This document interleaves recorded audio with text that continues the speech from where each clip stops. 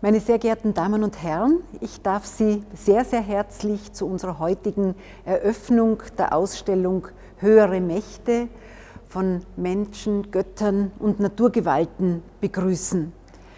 Wir werden diese heutige Eröffnung nicht hier vor Ort im Kunsthistorischen Museum durchführen können, sondern begrüßen Sie via Zoom und via Facebook. Herzlich willkommen. Diese heutige Ausstellung ist aus der Pandemie entstanden. Wir setzen uns mit den verschiedenen Mächten auseinander, die die Schicksale der Menschen bestimmen. Die Idee zu dieser Ausstellung, die ganz zeitgemäß ist, entstammt unseren 3 Kuratoren. Es sind dies Gerlinde Gruber, Kuratorin der Gemäldegalerie, Claudia Augustat, Kuratorin des Weltmuseums Wien, und Rudi Risati, Kurator im Theatermuseum Wien. Diese 3 Kollegen haben eine spannende Zusammenstellung Cross Culture erstellt, um anhand verschiedener Objekte sie in die Welt der höheren Mächte zu entführen. Einen ganz besonderen Dank möchte ich auch unserem Publikum aussprechen. Schon im Vorfeld haben wir unser Publikum dazu ermuntert, sich einzubringen in den Prozess der Ausstellung. Sie haben Texte zu einzelnen Objekten geschrieben, sie haben uns Glücksbringer oder Fotos von Glücksbringern eingesandt und wurden dadurch zu einer größeren Kuratorenschaft dieser sehr innovativen und spannenden Ausstellung. Die Ausstellung wurde umgesetzt von BWM-Architekten Johann Moser. Auch dafür mein ganz, ganz herzlicher Dank. Ebenfalls möchte ich mich natürlich bedanken bei unseren Sponsoren und Partnern, der OMV und der UNICA, die uns hier gut unterstützt haben. Ich darf Sie auch dazu ermuntern, sich das Buch zur Ausstellung zuzulegen, an unserem innovativen Vermittlungs- und Veranstaltungsprogramm teilzunehmen, und tauchen Sie gemeinsam mit uns ein in die höheren Mächte. Wie geht es dann weiter heute im Lauf dieser Ausstellungseröffnung, die wir, wie gesagt, nicht vor Ort durchführen können, sondern wir online streamen dürfen? Wir werden jetzt dann gleich einen Film zum Making-of zur Ausstellung sehen können. Dann freuen wir uns ganz besonders natürlich auf die einführenden Worte und den Ausstellungsrundgang, den die 3 Ausstellungskuratoren gemeinsam mit uns durchführen werden. Dann freuen wir uns auf die Begrüßungsworte des Bundespräsidenten außer Dienst, Dr. Heinz Fischer. Und ganz zum Schluss werden wir einen Glückstanz sehen, einen getanzten Sanskrit-Vers. Meine Damen und Herren, genießen Sie den Abend, viel Vergnügen und alles Gute.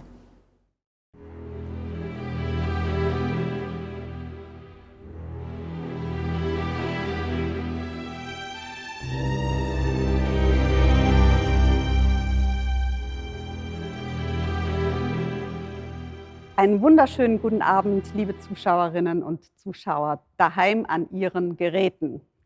Das ist für uns eine ganz neue Erfahrung, eine Ausstellungseröffnung online zu machen.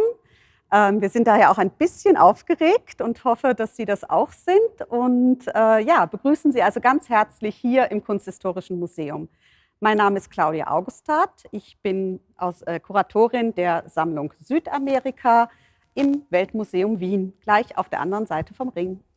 Ich heiße Gerlinde Gruber und bin im Kunsthistorischen Museum für flämische Barockmalerei zuständig. Das heißt für Rubens, von dem ein wunderschönes Detail hinter uns eines der Plakatsujets der Ausstellung ist.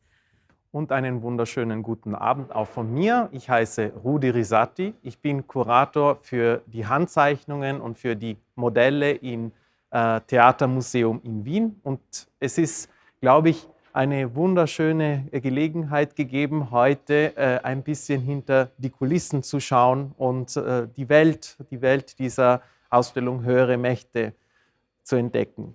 Wir haben uns gedacht, nachdem es ja eine digitale Eröffnung ist, nutzen wir die Möglichkeit, Sie diesmal wirklich backstage in den Ausstellungsaufbau auch ein bisschen einzuführen. Also schrecken Sie sich nicht, das ist noch nicht alles so, wie es zur Eröffnung dann sein wird, aber folgen Sie mit uns und kommen Sie in die Ausstellung.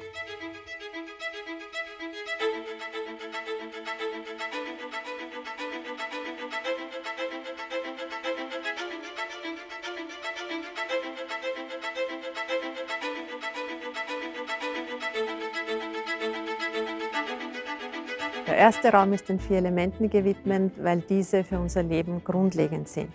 Es geht um Naturgewalten und eines der ersten Gemälde, die für uns auf der wirklich fixen Liste waren, ist die Gewitterlandschaft von Peter Paul Rubens. Einerseits, weil ich Kuratorin für Rubens bin und andererseits, weil sie so wunderbar zeigt, wie da die Götter die Menschheit mit Unwetter bestrafen.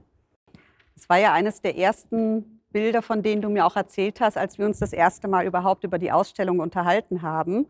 Und was ich da wirklich einfach bemerkenswert finde an diesem Bild, ist, dass es eine unglaubliche Aktualität hat, weil ja im Augenblick eigentlich sehr viel auch mit unserem Planeten passiert.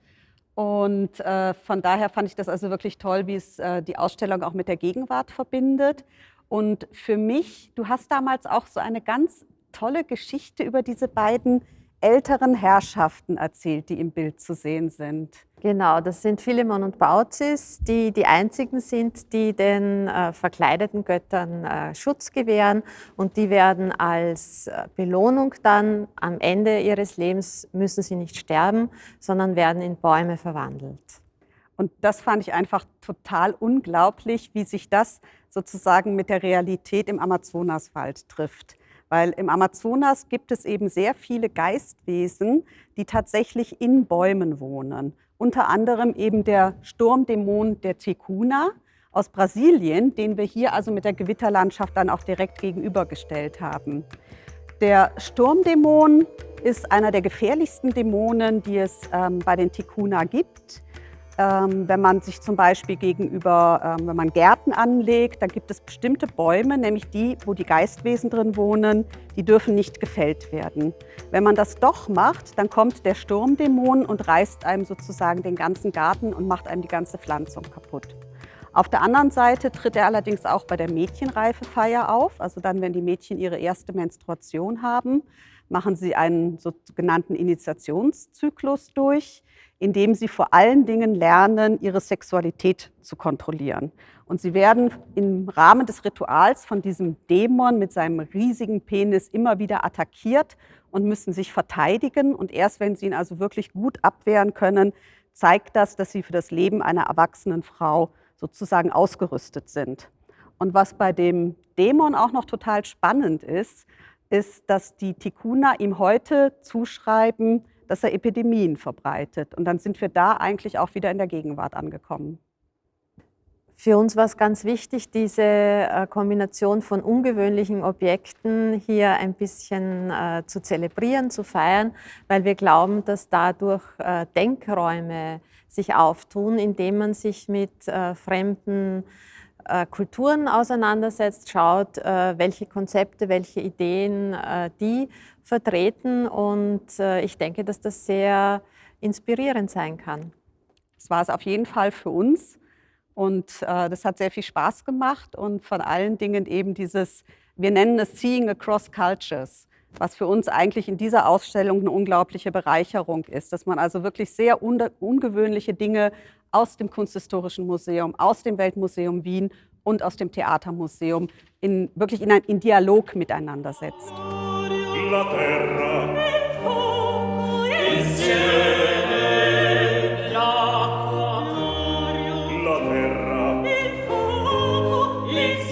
begrüßt wird der Besucher der Ausstellung von diesem wunderbaren Kostüm zur Allegorie der Luft.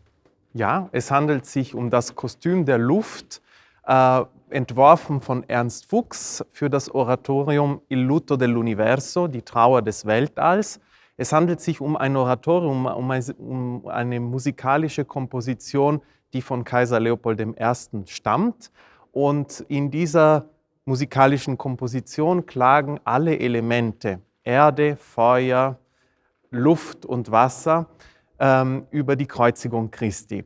Ernst Fuchs hat für diese barocke Komposition dieses luftige Kostüm geschaffen, entworfen. Sie sehen, dass hier das so in windigen Höhen schwebt. Und auch in diesem Fall haben wir ja diese starke Verbindung zur Dimension der Natur. Und in Bezug auf den Sturmdämon der Tikunas könnte man sagen, dass man früher ja auch glaubte, dass Epidemien über Luft übertragen werden konnten. Somit stehen wir in diesem Zusammenhang im ersten Raum, passt das ja ganz gut. Das ist eines der Objekte, die Teil unserer Schreibwerkstatt waren. Und es war wirklich eines der beliebtesten Objekte, über die sehr viele Texte von Besuchern online produziert worden sind, die sehr viel mit Prinzessinnen zu tun haben, obwohl das Kostüm interessanterweise für einen Mann produziert worden ist. Genau, das stimmt. In dieser Wiederaufnahme von 1977 wurde dieses Kostüm bei der Erstaufführung von einem Countertenor getragen von Henri Ledroit und ist eben von der Materialität auch ganz toll ausgestattet mit dieser Maske für den ganzen Kopf. Und ja, es imponiert und begrüßt das Publikum gerade am Anfang des ersten Saales.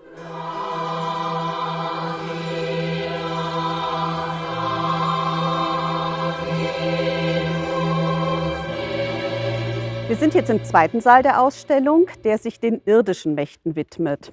Und ich muss ehrlich sagen, dass das für mich so ein bisschen einer der schwierigeren Säle auch ist, weil wir uns ja hier politischen Mächten auch widmen. Und es finden sich wahnsinnig viele unglaublich schöne, kostbare Symbole irdischer Mächte da, die einen manchmal vergessen lassen, dass dahinter natürlich auch Gewaltgeschichten stehen. Und von daher ist es eben etwas, glaube ich, wo man einfach auch ein bisschen hinter die Fassade gucken muss. Ganz genau. In diesem Saal spielen Abzeichen, Symbole der irdischen Mächte eine große Rolle. Und das zeigt uns ja auch dieser wunderbare Stich der Erbhuldigung von Maria Theresia, datiert 1740. Maria Theresia sitzt hier in einem Tragsessel am Wiener Graben. Der ganze Festzug marschiert an der Pestsäule vorbei. Die Pestsäule wurde 1679 erbaut. Und die Abzeichen, ja, die Krone, Zepter und Reichsapfel werden in diesem Bereich vor ihr hervorgetragen. Und man zeigt, ja, dieser Stich zeigt uns, welche große symbolische Rolle auch diese Elemente haben können, die von der ganzen Bevölkerung, vom ganzen Publikum, von den Wienerinnen und Wienern gesehen werden können und somit als Zeichen der Macht gelten können. Dafür hat man den Graben aber jetzt schon ein bisschen sozusagen idealisierterweise vergrößert, damit das alles drauf passt. Das ist richtig. Es ist häufig so in den Stichen, also in den druckgrafischen Werken aus der Barockzeit, dass man ein bisschen Räumlichkeiten auch größer oder Straßen oder Plätze auch größer dargestellt hat. Also es handelt sich natürlich um keine naturgetreue Darstellung dieser Räume, sondern alles dient der Darstellung der Funktion der Macht und der Darstellung auch der Aufgaben der verschiedenen Leuten, die hergekommen sind und mit der Monarchin so quasi mitmarschieren. Für irdische Mächte ist der Schein offensichtlich sehr wichtig. Hier zu meiner Linken ein diplomatisches Geschenk von Korea, als es sich erstmals Europa geöffnet hat im 19. Jahrhundert. Ein Kriegskleid aus rotem Samt und Pelz, das neben einem sehr spannenden Objekt steht. Das ist aus Kiribati, aus der Südsee, wo der Helm dieses Kriegskleides wirklich aus Igelfischhaut gemacht wird. Dieser Faltenrock ist aus dem 16. Jahrhundert, der in Deutschland angefertigt worden ist, in der Renaissance. Erinnert vielleicht ein Objekt, das Sie bereits im ersten Saal gesehen haben, an den mächtigen Erdgott Brasiliens, der hier gerade zum Protokollieren ausgepackt worden ist, Ojala, der im 21. Jahrhundert gemacht worden ist und dessen Faltenrock sehr ähnlich ausschaut wie die Renaissance-Rüstung. Während all diese Objekte sehr beeindruckend durch Glanz, Schimmer, Seide, gibt es ein Objekt im Saal, das durch seine Nicht-Brillanz hervorsticht, der Tropenhelm. Ja, Claudia, wir haben ja im Raum 2 gesehen, dass es tolle Kopfbedeckungen gibt, Uniformen, es gibt tolle Rüstungen und all diese Symbole der Macht zeichnen sich entweder dadurch aus, dass sie aus wertvollen Materialien hergestellt worden sind oder dass deren Verarbeitung absolut kostspielig ist. Du hast dich entschieden, oder für dich war es sehr wichtig, auch eine andere Art von Objekt hier in diesem Raum zu zeigen. Was könnten wir dazu sagen? Ja, genau. Also für mich war es wichtig, noch diesen Tropenhelm aus dem 19. Jahrhundert mit reinzubringen, der also vor allen Dingen von Schutztruppen getragen wurde, von Soldaten, aber später auch von Großwildjägern. Und also nicht nur in Afrika, sondern der war eigentlich in den ganzen kolonialisierten Ländern verbreitet. Und obwohl es sozusagen eigentlich ein sehr einfacher, unprätentiöser Alltagsgegenstand ist, ist er eigentlich zu einem Symbol des Kolonialismus und auch der Unterdrückung geworden. Und da der Kolonialismus doch immerhin auch unsere Welt nachhaltig geprägt hat, war es mir einfach ein großes Anliegen, das hier auch thematisieren zu können. Das heißt, wir wollten hier ein bisschen die Perspektive umkehren und zeigen auch, also ein bisschen den Blick von außen präsentieren, also vielleicht, oder? Ja, vor allen Dingen einfach auch ein Bewusstsein dafür schaffen, dass es Menschen gibt, die unter irdischen Mächten leiden. Und wo einfach auch noch eine schwierige Geschichte hinter all diesem Prunk, den wir hier in dem Saal sehen, halt auch steht. Das sind die Symbole der irdischen Macht. Genau.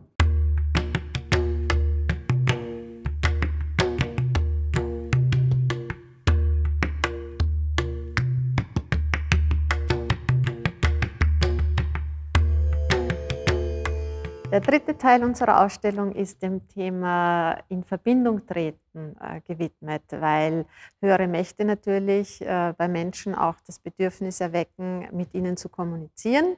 Es gibt verschiedene Möglichkeiten, um Schutz oder Beistand zu erbitten. Eine davon sind Amulette. Das Plakatsujet vom Wallensteinschen Horoskopamulett wird Sie ja vielleicht schon angesprochen haben auf der Straße.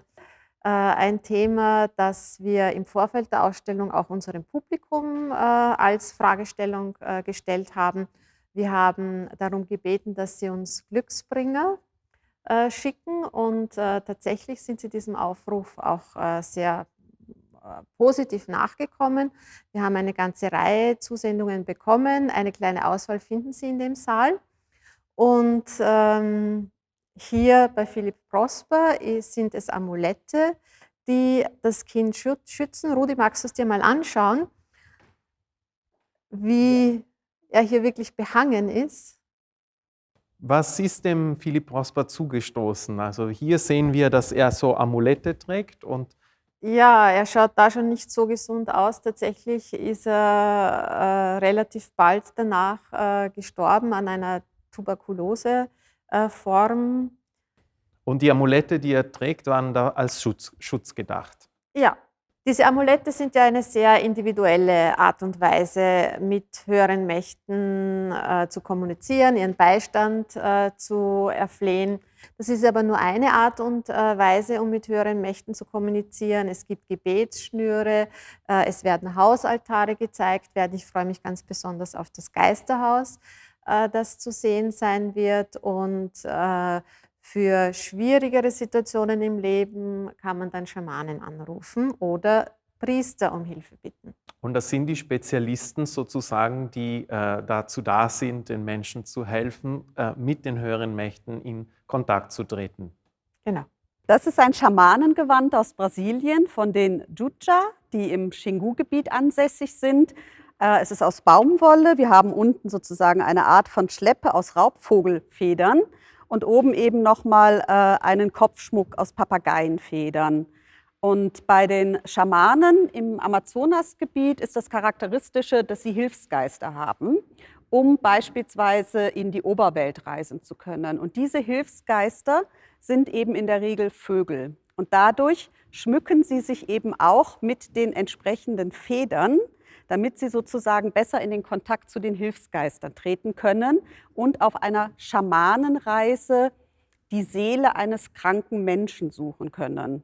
Weil in Amazonien herrscht die Vorstellung vor, dass wenn ein Mensch krank wird, dass sich seine Seele zu weit von seinem Körper entfernt hat. Also Seele und Körper sind zwar miteinander verbunden, aber die Seele kann verlustig gehen, indem sie sich vielleicht im Traum verirrt oder auch von einer gefährlichen Macht weggelockt wird. Und der Schamane hat dann die Aufgabe, diese Seele wiederzufinden und in den Körper zurückzuführen, damit der Mensch wieder gesund werden kann. Weil Einklang von Körper und Seele einfach wirklich sehr wichtig ist. Ja. Ja, Gerlinde, wir haben uns jetzt ja mit Claudia und mit dir dieses Gewand von einem südamerikanischen Schamanen angeschaut und wir wissen, dass in solchen Disziplinen der Tanz auch eine wichtige Rolle spielt. Ebenso verhält es sich bei Gottheiten, ja, auch aus allen Kontinenten, zum Beispiel bei indischen Gottheiten, bei Shiva Nataraja, der Gott des Tanzes.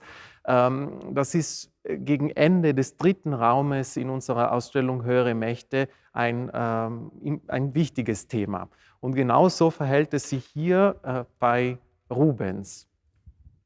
Genau, wir sind hier vor dem Venusfest von Rubens, das gerade von der Wand heruntergenommen worden ist, damit wir es aus seiner Ursprungsumgebung, wo es der Besucher normalerweise sieht, in die Ausstellung transportieren können. Und das ist immer ein sehr schöner Moment, weil wir sehr nahe rankommen. Die Liebesgöttin lässt sich hier im Monat Mai befeiern und das ganze Bild ist eigentlich ein einziger orgiastischer Tanz, der dem Leben huldigt und das ist das Schlussbild unserer Ausstellung, das für mich sehr wichtig war, am Schluss zu präsentieren, weil der Betrachter mit dieser wirklich positiven Lebensenergie hinaus tanzen soll, idealerweise aus der Ausstellung. Und, sind Sie jetzt schon neugierig geworden? Ich hoffe, unsere kleine Backstage-Führung hat Ihnen Freude bereitet und animiert Sie dazu, sich das Ganze dann auch wirklich in Real Life vor Ort anzuschauen, sich von den unterschiedlichen, schön ausgeleuchteten Objekten dann auch inspirieren zu lassen. Und wenn Sie wollen, können Sie Ihre Kommentare in der Ausstellung im Saal 4 für uns dann auch aufschreiben. Und nun möchten wir das Wort weitergeben an Dr. Heinz Fischer, Bundespräsident außer Dienst. Und wir bedanken uns bei Ihnen. Vielen Dank.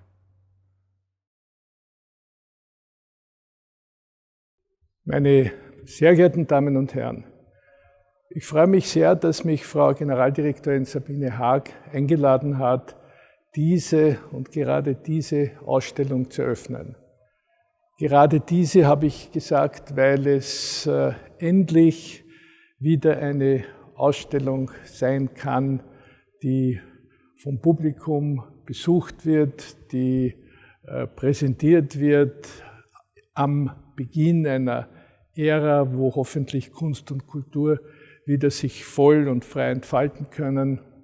Aber auch deshalb, weil höhere Mächte ein sehr interessanter Titel sind. Ich habe nachgedacht, was ist gemeint mit einer Ausstellung unter dem Titel Höhere Mächte. Und es ist mir dann von der Frau Generaldirektorin und auch von Mitarbeitern erklärt worden. Und ich finde es so interessant, dass wir den Terminus Macht sehr oft verwenden. Und die Macht spielt eine große Rolle im Leben der Menschen und Gesellschaft, aber dann noch die Steigerungsstufe höhere Mächte kennen. Und während Macht relativ genau definiert werden kann als die Fähigkeit, meinen Willen auch gegen Widerstand durchzusetzen, das ist im Wesentlichen Macht, ist der Begriff der höheren Mächte viel bunter und viel interessanter und vielfältiger. Religion spielt natürlich in diesem Zusammenhang eine große Rolle Und allein schon die Buntheit der Religionen und der religiösen Gebräuche und der Akteure in den einzelnen Religionen ist ja etwas Interessantes und etwas sehr Interessantes. Aber es kommt auch Aberglaube dazu. Es kommen Entwicklungen, die man nicht präzise beschreiben und benennen kann dazu. Es kommt Überraschendes dazu. Höhere Mächte ist ein undefinierbares Vokabel, ist ein Begriff, der wahrscheinlich auch von Mensch zu Mensch unterschiedlich gesehen wird. Ich bin selbst sehr, sehr neugierig auf die Einzelheiten dieser Ausstellung, obwohl ich ungefähr weiß, worum es sich handelt. Ich durfte auch einige Fragen für den Ausstellungskatalog beantworten und ich mache jetzt gerne Gebrauch von der Einladung, diese und gerade diese Ausstellung unter dem Titel Höhere Mächte im Kunsthistorischen Museum für eröffnet zu erklären. Ich wünsche viele Besucherinnen und Besucher und freue mich, dass wir jetzt mit einem Tanz aus einer fernen Region beginnen werden. Dankeschön. Für die Ausstellungseröffnung von höheren Mächten, Menschen, Göttern und Naturgewalten habe ich einen Tanz gewählt, der heißt Devi Sloka und ist für die göttliche Mutter, die Shakti. Sie ist die weibliche Energie der Schöpfung. Sie ist die Erde und alles Geschaffene. Sie hat die 2 Dämonen getötet, ohne das Blut zu verspritzen. Sie manifestiert sich in den Lotusaugen von Gott Vishnu. Sie ist die Verkörperung von Schönheit und Liebe.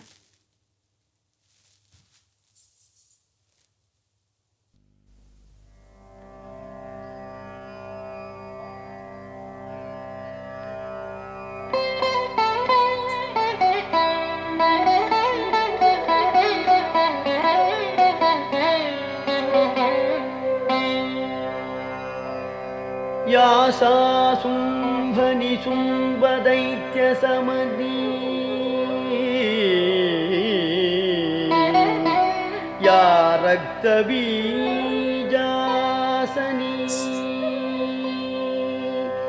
या सा शुम्भनिशुम्भदैत्यसमदी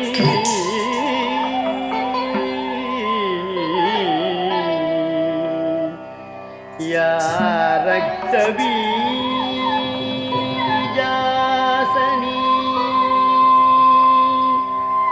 या रक्तबीजासनी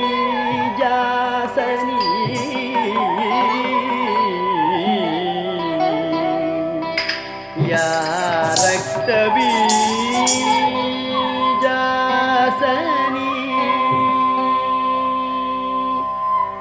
या सरोज नेत्रपवना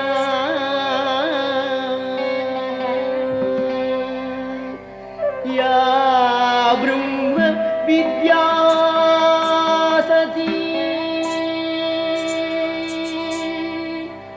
या देवी मधुकैटवासुर रिपु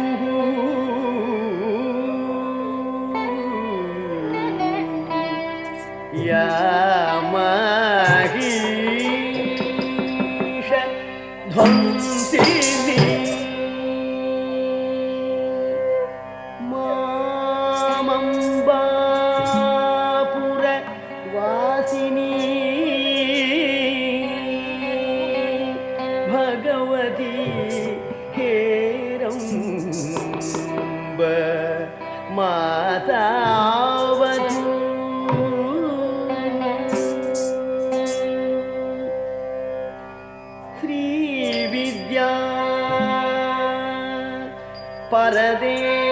परदेवताति जननी दुर्गा जया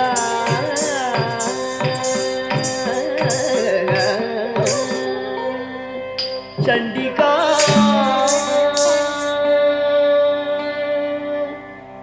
बाला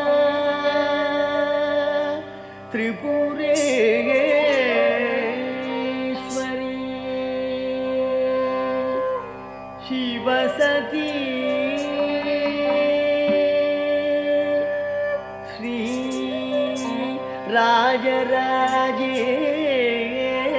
राजराजेश्वरी श्री राजराजेश्वरी श्री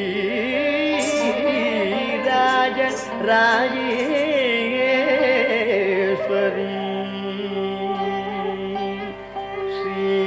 श्रीराज्ञी शिवदूतिका श्रुतिनुता शृंगार चूडामणि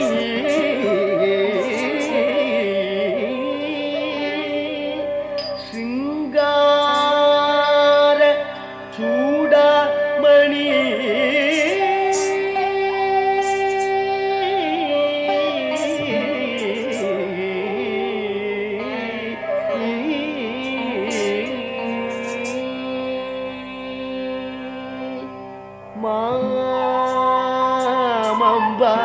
मामंबापुर वासिनी भगवती